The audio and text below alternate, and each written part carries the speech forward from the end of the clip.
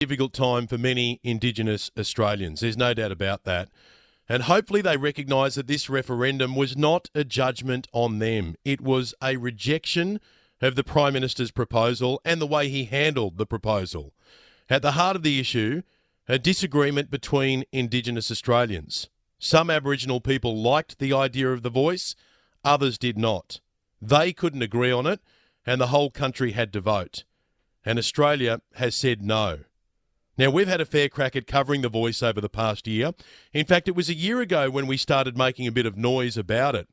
And this year we've conducted a couple of pivotal interviews with the Prime Minister, Anthony Albanese. In the first one in January, he revealed that he hadn't sought legal advice from the Solicitor General. In the second one in July, he was running away from the idea of a treaty. And that's despite the PM committing to a treaty on previous occasions. I begged the Prime Minister to change course. I encouraged him to listen to Father Frank Brennan and other constitutional conservatives who wanted to change the wording and the approach. I encouraged him to split up what he was trying to achieve, legislate the voice and get all of us to vote on Indigenous recognition in the Constitution. And the perfect opportunity popped up at the start of this year. Violence was exploding in Alice Springs, and I suggested back then that this could be the perfect time to change plans. The PM could have said, you know what, the voice can't wait. We need it now. And I want to be able to prove to you that it works, and then you'll know why we need it in the Constitution. I lobbied Anthony Albanese on air and off air, but he wasn't prepared to change. He'd made promises to certain Indigenous academics and activists, and he wasn't going to go back on his word. And now we find ourselves here, picking up the pieces from a failed referendum. It has achieved one thing, and I'll get to that later. But first I want to look at the miscalculations and the mistakes. First of all, the Prime Minister didn't think to speak to the Indigenous leader Noel Pearson before he declared on election night in May last year that we were off to a referendum to enshrine a voice in the Constitution. That's the first time I heard. Like every other Australian. You found out on election night? I found out on election night. So that night, the 21st of May last year, we can pinpoint the start of the breakdown in the process. Had the PM bothered to speak to Noel Pearson before setting the referendum in motion, he would have known that a year before, Noel Pearson had spelt out a 3-step process to see the referendum carry. The first step involved designing the voice so people knew what it looked like. Second, providing an exposure draft bill so everyone would know what they're voting on. And third, to have the terms of the wording settled with the Liberal, National and Labor Party. Let us complete the legislative design of the voice and produce an exposure draft of a bill so that all parliamentarians and members of the Australian public can see exactly what the voice entails. You see, the PM should have held Noel Pearson to that earlier and wiser option. He should have also paid attention to the Coalition Senator Jacinta Nampijinpa-Price when she delivered her maiden speech on the 27th of July last year. This government has yet to demonstrate how this proposed voice will deliver practical outcomes and unite rather than drive a wedge further between Indigenous and non-Indigenous Australia. That was another window of opportunity the Prime Minister did not open. It was a mistake that neither he nor anyone else in the Labor Party thought to themselves, you know what, we've got a problem here. Let's reach out across the political aisle and find whatever common ground we can with Jacinta. You see, the new senator wasn't saying no to the voice at that point. This was a chance to bring her into the tent, get her thoughts on the power and composition of the voice. Remember, ideally you do need bipartisan support to get a referendum across the line. But it was a moment that was lost. Instead, 3 days later, Mr Albanese went to Garma and announced the draft constitutional provision. We'd had no constitutional convention. Just Mr Albanese flying to Garma and reading a set of words that did not have the tick of approval of the Attorney-General's Department. That department has a taxpayer-funded Office of Constitutional Law. But they were not asked their opinion. And when that fact came to light in Senate estimates, this was the reaction from Senator Paul Scar. I'm absolutely staggered. I'm gobsmacked, to be frank, that the advice of the Attorney-General's Department was not considered, was not asked for prior to the announcement of those draft words. And it wasn't just the Office of the Attorney-General that was snubbed. The Prime Minister admitted to us he didn't even ask the government's top barrister what he thought of the draft words he was set to announce. So you got legal advice from the Solicitor General? No. No. Another big mistake from the PM, choosing to announce without justification Noel Pearson and Megan Davis's proposal as the preferred model. You see, it was only one of 18 versions of The Voice that had been put to a 2018 parliamentary committee. That committee concluded, and I quote, "Neither the principle nor the wording was settled. More work needs to be done." End quote. It was undemocratic for the Prime Minister to tell us that this version was the only door available to us. This may not be the final form of words, but I think it is how we can get to a final form of words. The next mistake, letting months pass without any process to allow Australians to engage. Anthony Albanese failed to act on a warning he received in November from the renowned Indigenous rights campaigner Father Frank Brennan. In his letter to the PM, Father Frank said, "Now is the time to set up a parliamentary committee, allowing anyone and everyone to have their say."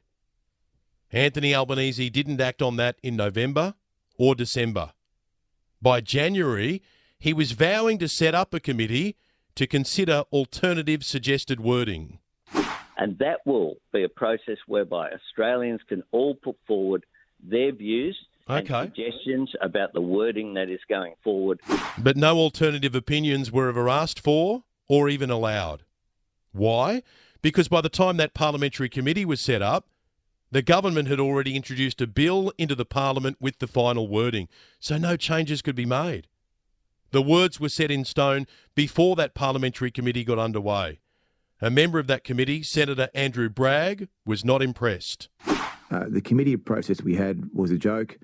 It did not provide a proper opportunity to improve the wording. So we were left with an imperfect formula of words, one that led to disagreements between former High Court judges and constitutional law experts. Another opportunity was missed during the rushed parliamentary committee. Heads of key government departments should have appeared to tell us how they plan to interact with this voice. And this takes us to another miscalculation from Anthony Albanese, repeatedly telling us that the voice was simple and straightforward. And that was at odds with this snapshot from Father Frank Brennan. This is somewhat equivalent, though I think bigger, than the major Commonwealth administrative law reforms that occurred in Australia in the 1970s. Hardly a simple, straightforward change. On top of being a voice to Parliament, the voice would also be a voice to executive government. That's shorthand for it having a constitutional function to make representation, if it so wants to over 185 Commonwealth departments, agencies and statutory authorities. And here's another misstep from the PM, painting himself as a mere messenger boy by saying this is what Indigenous Australians have asked for, instead of reminding those Indigenous leaders that he is in charge. His Attorney-General even dragged the Solicitor-General into the referendum working group and tried to convince them to dump the words executive government. But they wouldn't budge, and the PM didn't stand up to them. The idea that you wouldn't make representations to the government is quite clearly not appropriate, and I agree with the referendum working group. You see, the PM bowed before this group instead of negotiating with it. It was a chance to maximise the prospect of yes, but Anthony Albanese wasn't prepared to use his authority, and that's really when he lost control. And then the PM found himself in retreat by not wanting to discuss what comes after the voice. He'd committed to implementing the Uluru Statement in full, and it has 3 parts: voice, treaty, truth.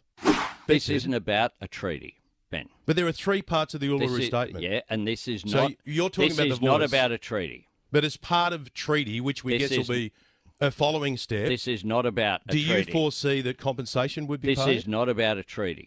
Indigenous leaders have always said a voice was a stepping stone to a treaty. And this leads us to another shocker from Anthony Albanese, admitting he hadn't read the extended document attached to the Uluru Statement from the Heart.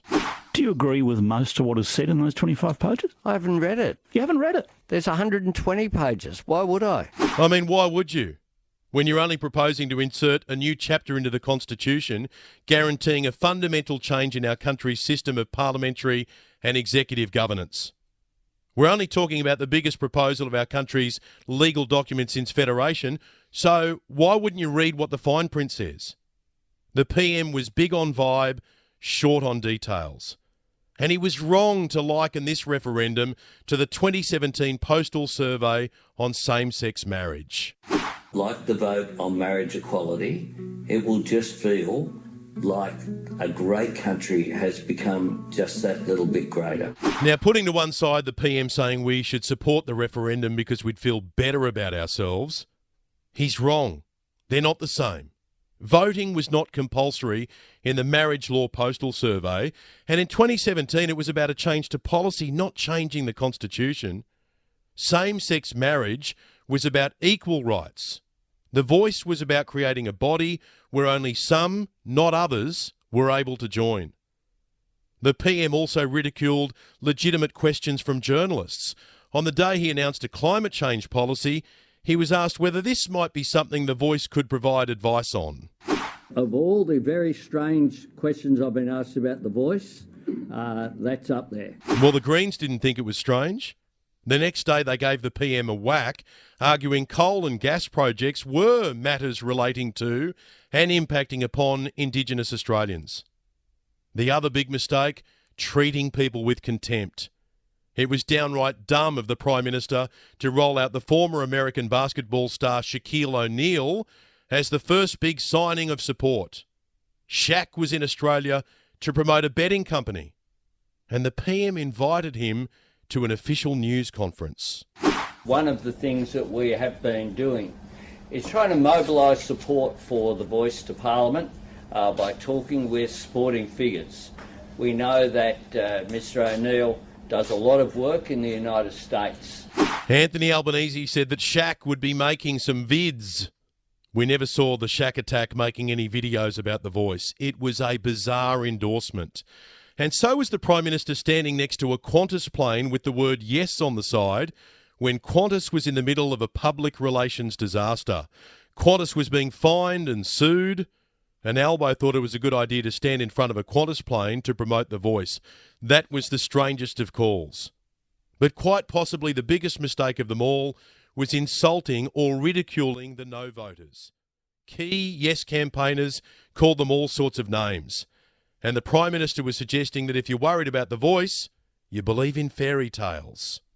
Australians have a healthy scepticism of doomsayers, a scepticism kept in good health by memories of all the predictions offered by the Chicken Littles of the past. And the Yes camp wasn't helped by some of its lead campaigners. No voters were called rednecks, racists and dickheads. And someone in the Yes camp should have conducted background checks on its own people, because when videos emerged of people like Thomas Mayo threatening to tear down institutions, that was severely damaging. There is nothing more powerful than building a First Nations voice, a black institution, a black political force to be reckoned with. Keep going until we change the system, until we tear down the institutions that harm our people. So now we're left to deal with the fallout from a failed referendum. Anthony Albanese is not responsible for all of the mistakes, but many of them fall in his lap. He didn't listen to people who begged him to change course. The Prime Minister didn't want to disappoint a handful of voice architects. Instead, he was prepared to disappoint millions of Australians. If there's one worthwhile thing to come out of all of this, it's our level of awareness around Indigenous issues. For too long, the problems facing Aboriginal Australians have been seen as something distant. Now, they're staring us in the face. Every political party has a responsibility to stand up and face this head on. Whatever we've been doing hasn't been good enough. And if the Voice isn't here to try and fix them, our politicians will have to. The Prime Minister has spent the last year highlighting all of these problems, and now it's his job to address them.